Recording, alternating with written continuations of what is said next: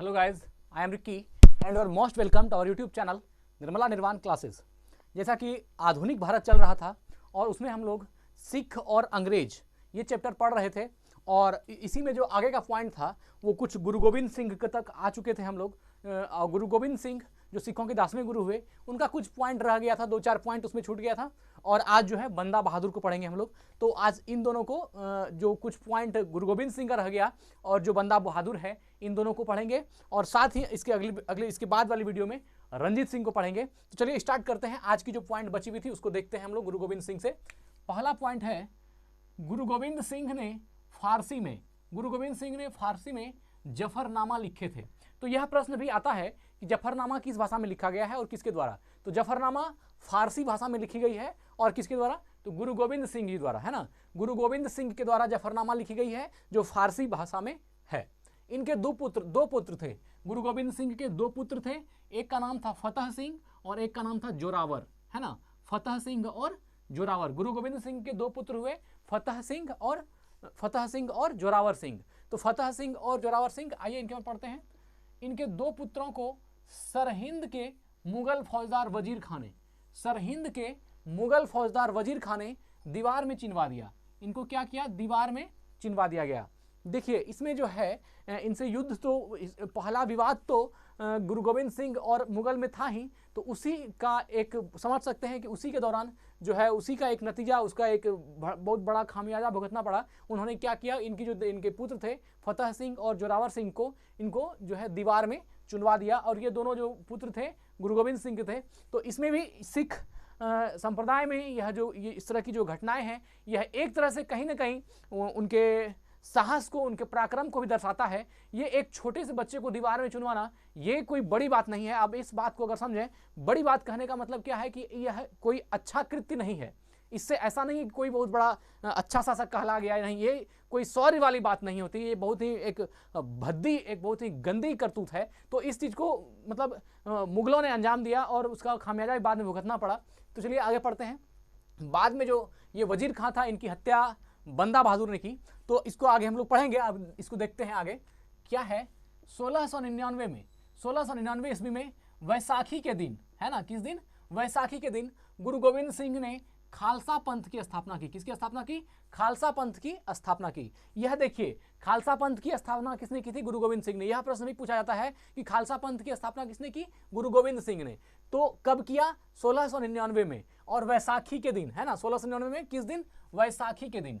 1699 में अर्थात 1700 ईस्वी से 1 साल पहले, आप समझ लीजिए 1699 ईस्वी में वैसाखी के दिन गुरु गोविंद सिंह ने खालसा पंथ की स्थापना की। खालसा पंथ की स्थापना गुरु गोविंद सिंह ने कब की, 1699 में, और किस दिन की, वैसाखी के दिन। आगे बढ़ते हैं। पाहुल प्रणाली, यह भी बहुत महत्वपूर्ण प्रश्न है, याद रखिएगा, कई बार एग्जाम में पूछा भी गया है। पाहुल प्रणाली की शुरुआत किसने की, गुरु गोविंद सिंह ने।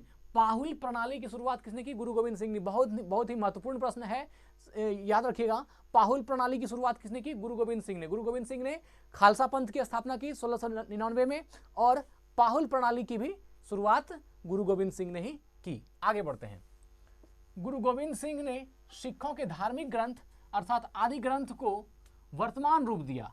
वर्तमान रूप दिया का अर्थ है कि जो वर्तमान में आदि ग्रंथ है, ये जो आदि ग्रंथ है, इसको जो सिखों के धार्मिक ग्रंथ है, यह गुरु गोविंद सिंह का ही रूप दिया हुआ है, ऐसा माना गया। तो गुरु गोविंद सिंह ने सिखों के धार्मिक ग्रंथ आदि ग्रंथ को वर्तमान रूप दिया और कहा, क्या कहा कि अब जो गुरुवाणी है, अब गुरुवाणी सिख संप्रदाय के गुरु का कार्य करेगी। अर्थात अब मतलब क्या, गुरु गोविंद सिंह के बाद जो अब गुरुवाणी है वह सिख संप्रदाय के लिए वह गुरु का कार्य करेगी। अर्थात सिख संप्रदाय जो है गुरुवाणी को ही अपना गुरु माने। तो इसको एक बार देख लेते हैं। गुरु गोविंद सिंह ने सिखों के धार्मिक ग्रंथ आदि ग्रंथ को वर्तमान रूप दिया और कहा कि अब गुरुवाणी जो है वह सिख संप्रदाय के गुरु का कार्य करेगी। गुरुवाणी सिख संप्रदाय के गुरु का कार्य करेगी, किसने कहा, तो ये कहा आपका गुरु गोविंद सिंह ने। और गुरु गोविंद सिंह ने सिखों के धार्मिक ग्रंथ आदि ग्रंथ को भी वर्तमान रूप दिया। आगे बढ़ते हैं। हत्या 1708 ईस्वी में गुरु गोविंद सिंह की हत्या कर दी गई 1708 ईस्वी में, है ना। नांदेड़ नामक स्थान पर गुल खां नामक पठान ने, गुल खां नामक एक पठान था जिसने गुरु गोविंद सिंह की क्या कर दी, हत्या कर दी। कहां पर, तो नांदेड़ नामक स्थान पर। 9 में आ का अंश है, ये नांदेड़ है ना। तो गुरु गोविंद सिंह की हत्या कब हो गई, 1708 ईस्वी में। कहां पर? नांदेड़ नामक स्थान पर। और किसने किया? गुल खां नामक पठान ने। गुल खां नामक पठान ने गुरु गोविंद सिंह की हत्या कब की? तो यह कर दिया 1708 ईस्वी में। इसमें दोनों ही प्रश्न महत्वपूर्ण है कि गुल खां की हत्या गुरु गोविंद सिंह की हत्या किसने की? तो गुल खां नामक पठान ने। और कहां किया? तो नांदेड़ नामक स्थान पर। तो यहां पर हम लोगों ने गुरु गोविंद सिंह का जो है टोटल चीज देख लिया, सारा पॉइंट हो गया। और अब आते हैं बंदा बहादुर के ऊपर। बंदा बहादुर एक तरह से अगर इसका नाम से ही ऐसा लगता है, और जैसी जीवन इन्होंने जी है वो बहुत ही बहादुरी का काम किया है। बहादुरी का अर्थ क्या है कि मतलब कि एक जो, जैसे मान लीजिए कि आप अकेले हैं और सामने भी आपका योद्धा अकेला है, तो वहां पर अगर भिड़ंत होती है आपके साथ तो वो कोई बहुत बड़ी बात नहीं है। लेकिन आप अकेले हैं और उधर से पूरी फौज है, उसके बाद भी अगर आप लड़ते हैं तो उसको पराक्रम कहते हैं, उसको साहस कहते हैं, उसको वीर कहते हैं। ये चीज, ये गुण जो था बंदा बहादुर में कूट कूट कर भरा था। और आगे आपको मिलेगा इसका कुछ ना कुछ चीजें, जब इसमें है तो वो दिखाई भी पड़ेगी। चलिए बंदा बहादुर को पढ़ते हैं। इनका जन्म 1670 में हुआ था। बंदा बहादुर का जन्म कब हुआ था? 1670 ईस्वी में। याद रखिए, बंदा बहादुर का जन्म कब हुआ था? 1670 ईस्वी में। और जो जब इनका जन्म हुआ था वो स्थान था पूंछ जिले के रजौली नामक गांव में। पूंछ जिला था, है ना, पूंछ जिले के रजौली नामक गांव में हुआ था। बंदा बहादुर का जन्म स्थान कहां था? तो ये पूंछ जिला था और उस रजौली नामक गांव था 1670 ईस्वी में। इनके बचपन का नाम क्या था? तो बंदा बहादुर के बचपन का नाम लक्ष्मण दास था। बंदा बहादुर के बचपन का नाम क्या था? लक्ष्मण दास। बहुत महत्वपूर्ण प्रश्न है। बंदा बहादुर के बचपन का नाम क्या था? लक्ष्मण दास। इनके पिता का नाम था रामदेव भारद्वाज, है ना। इनके पिता का नाम क्या था? रामदेव भारद्वाज, जो राजपूत थे। ये जो टाइटिल है भारद्वाज, आप अपने देखते होंगे लाइफ में, ये भारद्वाज जो भूमिहार कास्ट होता है वह भी लगाता है हिंदू धर्म में, और जो राजपूत होता है वह भी इस टाइटल को यूज करता है। तो यहाँ पर जो पिता रामदेव भारद्वाज है, ये क्या थे? राजपूत थे। अर्थात जो ये बंदा बहादुर है, बंदा बहादुर के पिता रामदेव भारद्वाज क्या थे? एक राजपूत थे, ऐसा बताया जा रहा है। आगे देखते हैं, इनका उद्देश्य क्या था? बंदा बहादुर का उद्देश्य था पंजाब में एक सिख राज्य स्थापित करना, है ना। पंजाब में एक सिख राज्य को स्थापित करना इनका उद्देश्य था। किसका? बंदा बहादुर का। तो बंदा बहादुर का उद्देश्य पंजाब में एक सिख राज्य स्थापित करना। इसके लिए लौहगढ़ को राजधानी बनाई। इसके लिए बंदा बहादुर ने किसको राजधानी बनाई? लौहगढ़ को। उनका उद्देश्य था कि हम पंजाब को एक सिख राज्य बनाएं, पंजाब को एक सिख राज्य के रूप में स्थापित करें, या पंजाब एक सिख राज्य के रूप में जाना जाए, ऐसा इनकी मंशा थी। किसकी? तो यह बंदा बहादुर की मंशा थी। और इसके लिए उन्होंने जो पंजाब का लौहगढ़ था उसको क्या बनाया? कैपिटल बनाया, राजधानी बनाई पंजाब की। लौहगढ़ को राजधानी किसने बनाया था? तो बंदा बहादुर ने। गुरु नानक और गुरु गोविंद सिंह के नाम के सिक्के चलवाए। यह भी महत्वपूर्ण प्रश्न है। बंदा बहादुर ने कहेगा किस सिख गुरु ने गुरु नानक और गुरु गोविंद सिंह के नाम का सिक्का चलवाया? तो ये बंदा बहादुर ने। किसने चलवाया? बंदा बहादुर ने। बंदा बहादुर ने गुरु नानक और गोविंद सिंह के नाम के सिक्के चलवाए। बहुत महत्वपूर्ण प्रश्न है, इसको ध्यान रखिएगा। गुरु नानक और गोविंद सिंह के नाम के सिक्के किसने चलवाए? तो बंदा बहादुर ने। आगे बढ़ते हैं, सरहिंद के मुगल फौजदार वजीर खां की हत्या। देखिए, वजीर खां, ये वही वजीर खां है जिसने कि गुरु गोविंद सिंह के दोनों पुत्रों को दीवार में चुनवाया था। यहां देखिए वजीर खां है ना, जैसा करोगे बेटा वैसा भोगने के लिए भी तैयार रहोगे, ये वही चीज है। देखिए यहाँ आप इनके दो पुत्रों को सरहिंद के मुगल फौजदार वजीर खां ने दीवार में चिनवा दिया। जिसको दीवार में चिनवाया वजीर खां ने, उसी की हत्या किसने की? बंदा बहादुर ने। मतलब अपने गुरु के दो शिष्यों को दीवार में चुनवाने का बदला यहाँ पर ले लिया।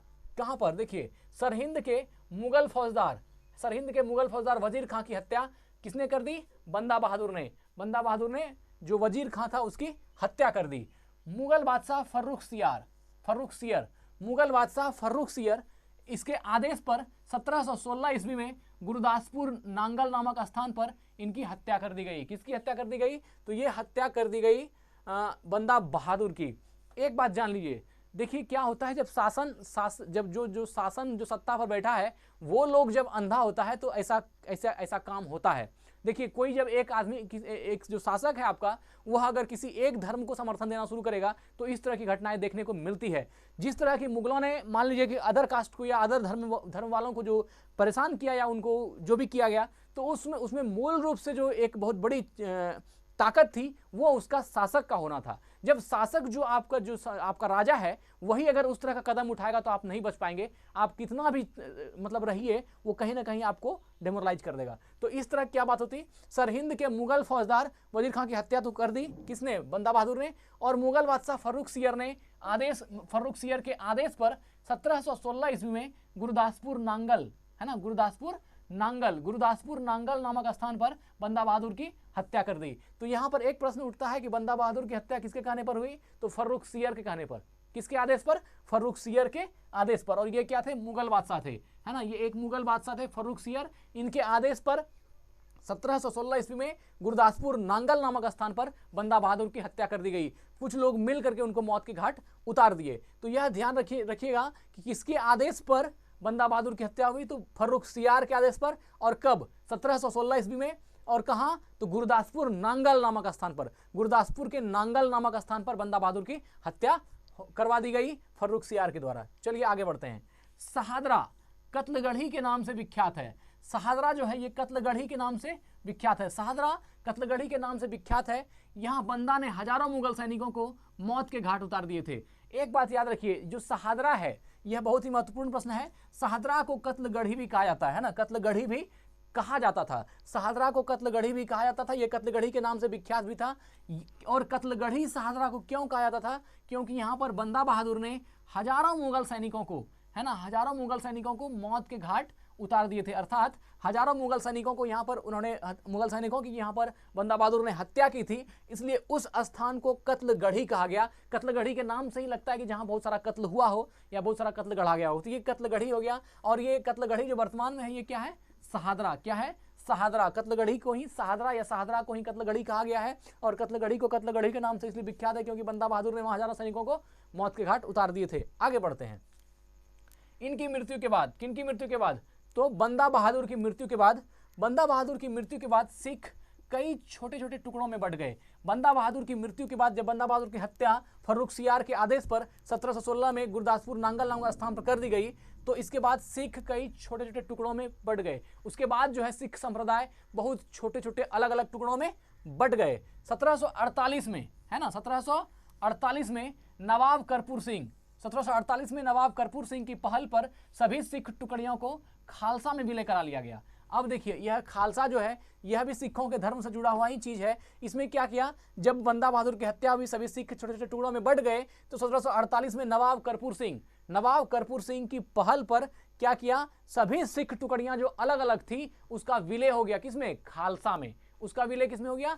खालसा में। तो यह बात याद रखेगा, बंदा बहादुर की मृत्यु के बाद 1748 ईस्वी में नवाब करपूर सिंह, है ना, नवाब करपूर सिंह की पहल पर सभी सिख टुकड़ियों को एक खालसा में विलय कर दिया गया। किसमें विलय कर दिया? सभी टुकड़ियों को मिला करके एक खालसा में विलय कर दिया गया। दल खालसा को जस्सा सिंह अहलूवालिया के नेतृत्व में, जस्सा सिंह अहलूवालिया के नेतृत्व में रखा गया। यह देखिए, इस बात को ध्यान में रखिए। दल, अब जो दल खालसा बना उस खालसा के नेतृत्वकर्ता कौन हो गए? जस्सा सिंह अहलूवालिया। वो जो खालसा ग्रुप जो बनाया गया, सभी छोटे छोटे सिख टुकड़ियों को जो एक में मिला के खालसा में विलय किया गया, उस खालसा के नेतृत्वकर्ता कौन हो गए? जस्सा सिंह अहलूवालिया। तो यह नाम भी बहुत महत्वपूर्ण है, ध्यान में रखिएगा। जस्सा सिंह अहलूवालिया, जस्सा सिंह अहलूवालिया खालसा के नेतृत्वकर्ता हो गए। खालसा के नेतृत्व में रखा गया, जिसे बाद में 12 दलों में विभाजित कर दिया गया। अब जो यह खालसा बना, इस खालसा को टोटल 12 दल में, है ना, कितने दल में? 12 दलों में विभाजित कर दिया गया। इसको मिसल कहा गया। ये जो 12 दल में अलग अलग बना, इसको क्या कहा गया? मिसल। याद रखिएगा, मिसल। क्या कहा गया? मिसल कहा गया। तो सबसे पहले सभी सिख टुकड़ियां जो थी उसको एक में मिला के खालसा में बनाया। खालसा का नेतृत्वकर्ता जस्सा सिंह अहलूवालिया हुआ। और जस्सा सिंह अहलूवालिया जब खालसा के नेतृत्वकर्ता हुए, फिर उन बड़े खालसा को 12 दलों में विभाजित कर दिया गया। उस बड़े खालसा को 12 अलग अलग दल में विभाजित कर दिया गया, जिसको मिसल कहा गया। और इस मिसल का अर्थ समान होता है। मिसल का अर्थ क्या होता है? समान। समान मतलब बराबर, इक्वल। मिसल का अर्थ क्या होता है? समान, जो फारसी लफ्ज है। और यह जो मिसल है, मिसल क्या है? एक फारसी लफ्ज है। मिसल क्या है? एक फारसी शब्द है। और मिसल का अर्थ क्या होता है? समान होता है। मिसल का अर्थ क्या होता है? समान होता है। कहेगा कि खालसा को मिसल में बांटा गया, तो उनमें कितने खालसा को 12 दलों में मिसल गया, 12 दलों में बांटा गया, जिसको मिसल कहते हैं। तो मिसल का अर्थ क्या होता है? तो मिसल का अर्थ समान होता है। और खालसा कितने दलों में बांटा गया? तो 12 दलों में बांटा गया। और ये सब कब हुआ? तो बंदा बहादुर की मृत्यु के बाद हुआ। तो आज की वीडियो को हम यहीं एंड करते हैं। अगर आपको इसका सब पॉइंट याद रखना है तो वीडियो को 2 बार जरूर देख लीजिएगा। आपको सारा का सारा पॉइंट याद आ जाएगा, बढ़िया से दिमाग में आ जाएगा। आप एग्जाम में बैठेंगे और सीधा मेरा चेहरा आपके दिमाग पे आएगा और 100% याद, अब एक भी क्वेश्चन छूटेगा नहीं, इस बात का दावा हमारा है। तो अगर वीडियो को लाइक नहीं किए हैं तो लाइक कर दीजिए, कमेंट करके बताइए कि वीडियो कैसी लगी, और चैनल को अगर सब्सक्राइब नहीं किए हैं तो कर दीजिए सीना ठोक के। धन्यवाद, स्वस्थ रहें, अपना ख्याल रखें, जय हिंद।